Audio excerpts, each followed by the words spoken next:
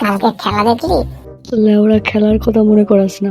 মনে তো করাবই, কে আর জিন্দাবাদ। যাই হোক, একটু হ্যাপি বিরাট কোহলি 50-এর উপর রান করেছে।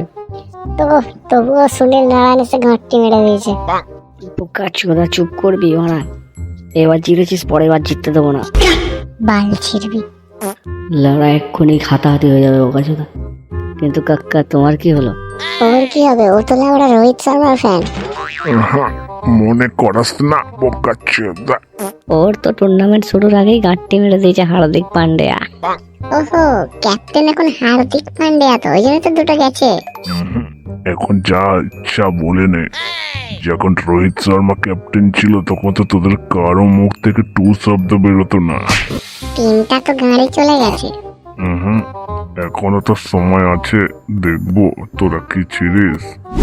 বাট যাই বলিস ভাই, রোহিত শর্মাকে ক্যাপ্টেন চাই। মালে দানা পড়ে গেছে। ভাই, কিন্তু কলকাতা আগের দিন যে স্টার্ট করেছিল না, দেখে মনোমুগ্ধ হয়ে গেছে। কতদিন পরে এরকম স্টার্ট দেখলাম কলকাতার।